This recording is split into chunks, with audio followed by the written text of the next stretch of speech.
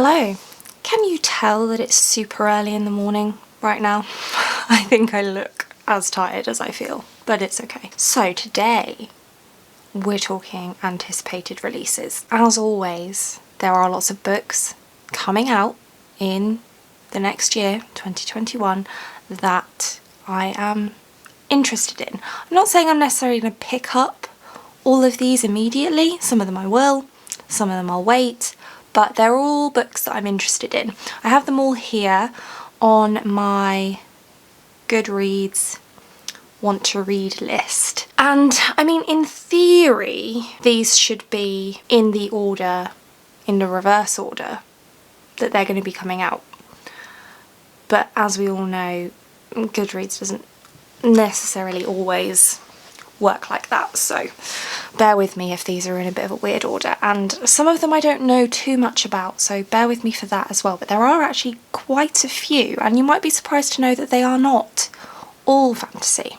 Admittedly, quite a lot of them are, but not all of them. So the first one we don't have a title for yet, but supposedly on the 31st of October 2021 we should be getting the next Keeper of the Lost Cities book, book 9, which I'm very excited about, but I don't know anything really about it yet. There's no title, there's no cover, there's no synopsis, nothing available. Next up, on the 3rd of September 2021, we have Green Rising coming from Lauren James, and this one doesn't have a cover yet. We only just got a title for it, maybe last week or the week before, and this is a climate change thriller, which I know that Lauren has been working on this for maybe a couple of years now, because she's really, if you don't know, Lauren James is actually a scientist by profession, or not by profession because she's an author by profession, but her qualifications are in science, and so she writes a lot of science fiction, is interested in science, and she's really interested in climate change. So she's made that the kind of main focus of one of her books, which sounds really interesting. So it follows 3 characters, Hester, Theo and Gabrielle, who have grown up knowing that Earth is doomed. The acceleration of climate change means that the planet will soon be uninhabitable, and while those who are rich enough can escape to Mars, the rest of the population will be left to their fate. So very much looking forward to that.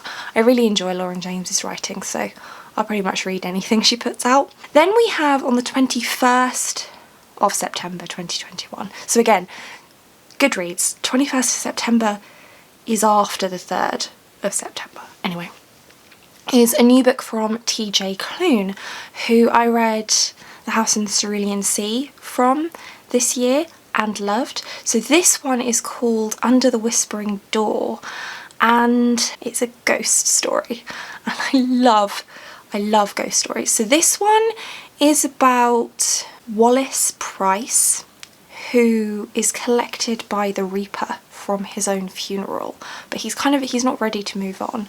So he and this guy called Hugo, who is the ferryman of the dead, decide that they strike up this friendship, and Hugo helps Wallace to achieve all of the things that he wished he'd achieved in life before he has to pass on to whatever is next. And it's all set at a tea shop, which just sounds really fun, so I'm really looking forward to that one. Then we have on the 27th of July 2021, Small Favours by Erin A. Craig, who wrote House of Salt and Sorrows, which I read this year, and which is a horror, and I think that Small Favours is a horror as well, but it is a Rumpelstiltskin retelling also, and I don't know, I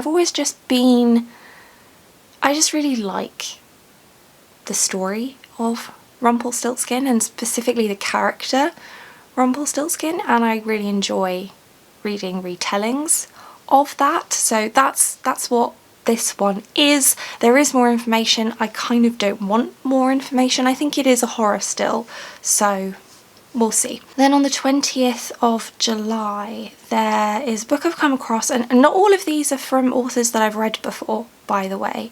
So this one is called You and Me at the End of the World by Brianna Bourne. If I'm looking down a lot, that's because I'm looking at my phone, which is where all the titles are. So this is an apocalyptic story, which I feel like I don't think I've read an apocalyptic story before, but I've seen plenty of apocalyptic films and I kind of like them, so I figured I might as well try a book. And it says, Hannah Ashton wakes up to silence. The entire city around her is empty, except for one other person, Leo Sterling. Leo might be the hottest boy ever, and not just because he's the only one left, but he's also too charming, too selfish, and too devastating for his own good, let alone Hannah's. And they're stuck with each other at the end of the world. So I'm guessing it's going to be kind of like an apocalyptic hate to love kind of thing, which sounds somewhat interesting. On the 13th of July, so lots of July releases here, by Becky Chambers, the start of a new series called Monk and Robot, which is a really cool name for a series. The book is called A Psalm for the Wild Built, and I think it's quite short. It says it's going to be only 160 pages, but this is about robots who gained self-awareness, decided that they didn't really like being slaves, essentially, so they kind of abandoned humanity and went out to live in the wilds. And then a period of time passes, centuries apparently. They come back, or several robots come back and start asking people, what do people need? Which is not a simple question to ask. And so I feel like this one's going to be quite kind of introspective, philosophical, but I really like Becky Chambers' A Long Way to a Small Angry Planet. I still need to read the rest of that series, and so I'm interested in this one. Then, an interesting one, on the 22nd of June, we have The Witness for the Dead by Catherine Addison. So last year I read The Goblin Emperor by Catherine Addison, which is a standalone fantasy, and this one, The Witness for the Dead, is also a standalone fantasy, but it's set in the same world and it follows one of the characters from The Goblin Emperor, but in a new location. So I won't say any more than that, because even though they are standalones, I feel like, well, definitely if you knew who The Witness for the Dead was about, it would kind of spoil The Goblin Emperor. But I just really enjoyed the writing and the world of The Goblin Emperor, so I figured that I would put this one on my list to maybe check out when it comes out. Then we have The Other Black Girl by Zakiya Delilah Harris, which is coming out on the 1st of June 2021. And this one, I'm not entirely sure what genre it is. I feel like it could be contemporary, but it could also be thriller. I'm not entirely sure.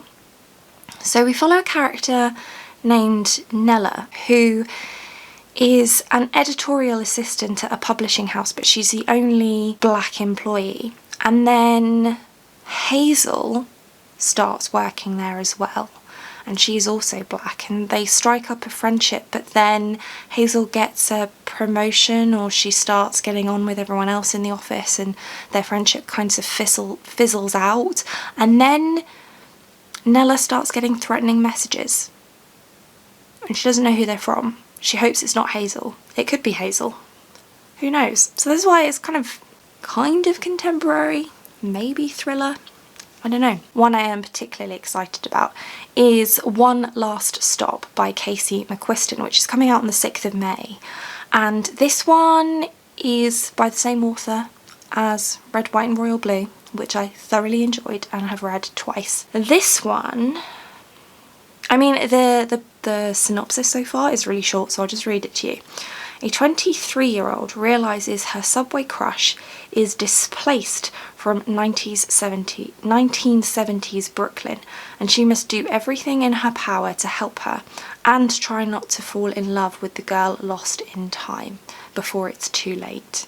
Which kind of gives me Roomies by Christina Lauren vibes, but gay, and also Lauren James's The Next Beginning, The Last Together duology, but gay. So I'm looking forward to that. Then we have, on the 1st of June, The Girl from the Sea by Molly Ostertag, which is a sapphic graphic novel. That's all I know, really, and kind of all I need to know. Looking forward to that one. We have the start of a new, possibly adult epic fantasy series. The series is called The Nameless Republic, and the first book is Son of the Storm, and it's by Suyi Davies Okunboa, and it's about a young scholar's ambition threatens to reshape an empire determined to retain its might in this epic tale of violent conquest, buried histories, and forbidden magic. As always with epic fantasy, it's kind of difficult to figure out what it's actually about, but I like the fact that the protagonist is a scholar, because we don't get that a lot. Quite often they're like warriors, chosen ones, you know, that kind of thing. This is a scholar who's trying to escape his political obligations. I mean, he does befriend a warrior, so, you know, that's consistent with what I was saying, but the point is he is a scholar.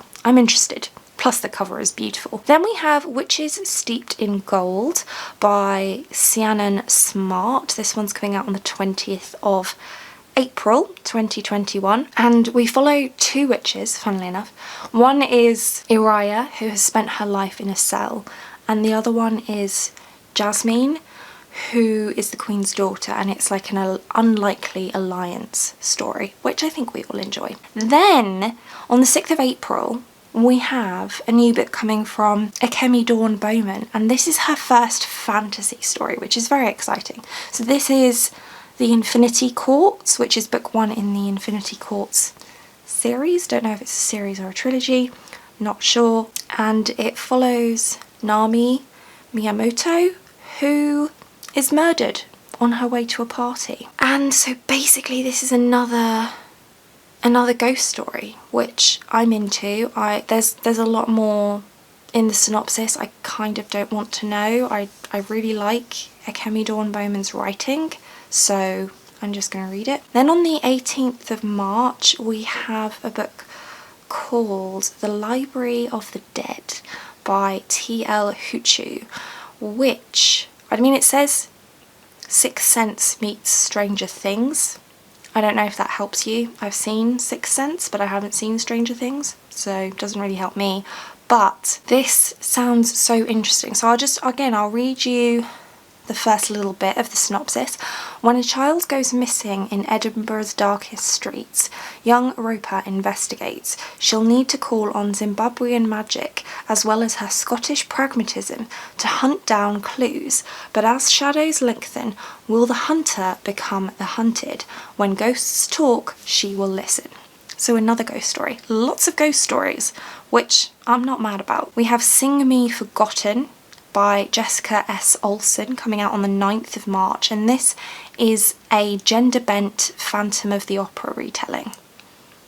Yes, obviously, of course. Then, on the 2nd of March, The Conductors by Nicole Glover, and this one is kind of historical fiction fantasy, I think. So we follow Hetty Rhodes, who was a conductor on the Underground Railroad, and she has magic. And now the Civil War is over, her and her husband Benji have settled in Philadelphia and are solving murders. So historical mystery fantasy? I don't know. I'm interested. Also on the 2nd of March, we have The Lost Apothecary by Sarah Penner. And I think this is also historical fiction. I think just straight historical fiction, but it is a debut novel, which is interesting. And the synopsis says, Rule 1, the poison must never be used to harm another woman. Rule 2, the names of the murderer and her victim must be recorded in the apothecary's register.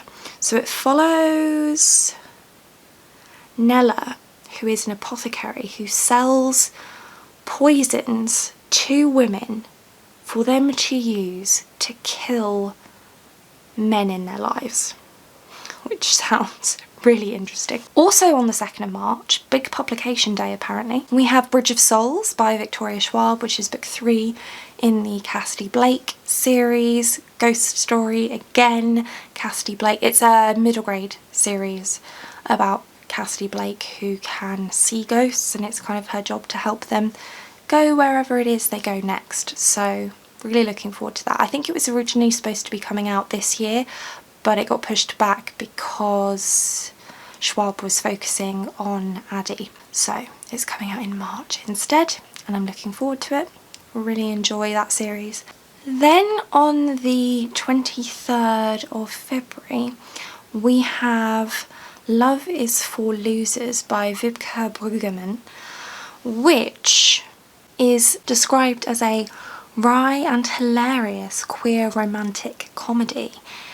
I think it's middle grade because it says, well, it might be young adult. It's like younger end of young adult / middle grade because it follows 15-year-old Phoebe, who realises that falling in love maybe is not just for losers. So I don't know too much about it, but I'm kind of interested. And then on the 4th of February, we have another release from Lauren James. This one is called The Deep Sea Duke, which is the second book in the Watchmaker and the Duke series. The first book was The Starlight Watchmaker, which follows Hugo, who is a robot and a watchmaker, who makes friends for the first time. And it's a short story, really, really cute. Kind of, again, younger end of young adult, possibly middle grade, and none of the characters are human or even humanoid. So really, really interesting. And the cover, look at the cover. My goodness, so pretty.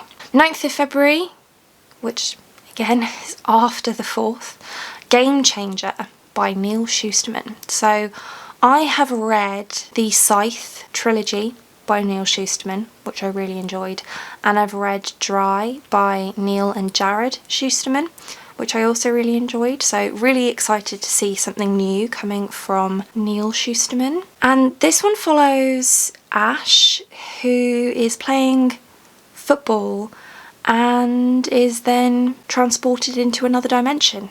So that sounds great. Written in Starlight by Isabel Ibanez is due out on the 26th of January. This is kind of the sequel, kind of the companion to Woven in Moonlight by Isabel Ibanez, which I read earlier this year. Really enjoyed the writing, really enjoyed the magic system. This one is going to be following a different character with a different kind of magic. So I'm interested to see if this magic system is as cute and fun as the magic system in Woven in Moonlight. Then we have The Last Night at the Telegraph Club by Melinda Lowe, which is due out on the 19th of January. And this one is historical fiction as well, set in 1954, and it's sapphic. And it's around the Red Scare, which I don't know anything about, and it's taking place in Chinatown in America, San Francisco's Chinatown during the Red Scare. So I don't know too much about it, but I don't know, something about the name and the small amount of detail on the premise just interested me. So yeah, I'm interested. And then the final final one for this list, and I've been filming for ages, so I'm really sorry about the length of this video. On the 12th of January, we are getting Concrete Rose by Angie Thomas, which is kind of a prequel to The Hate U Give and follows Maverick Carter, who is the father of Star, who is the main character in The Hate U Give. But when he's a teenager, so he is 17 years old in this story, and I think that it follows his time when he was in the King Lords and he has 7 and then he's kind of getting out of the King Lords. So I'm really interested in this because I found Maverick a really interesting character in The Hate U Give, so I'm kind of looking forward to seeing his sort of origin story, really. So that's going to be really interesting. So that's 24 books that I'm interested in for 2021. Again, I probably won't read all of these straight away when they come out, but they are on my radar. I am interested in all of them. There are a few that I'm particularly interested in. Oh, also I forgot about A Vow So Bold and Deadly by Bridget Kemmerer. Why is that not on this list? Maybe it comes out even earlier in January. Or maybe I haven't even marked it as to read. Anyway, A Vow So Bold and Deadly is coming out, which is the final, I think, installment in the Cursebreakers trilogy. I think it's a trilogy. And if you don't know, the first book is A Curse So Dark and Lonely. Second book, A Heart So Fierce and Broken.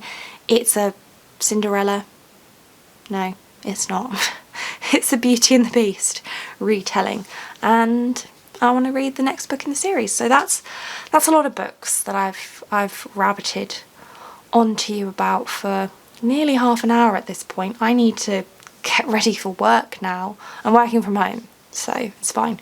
But let me know if you have any books that you're looking forward to for next year. And that's it for this one. Thank you so much for watching. If you like this video and want to see more like this from me, then do think about hitting that subscribe button, and I hope to see you here again soon. Thanks. Bye.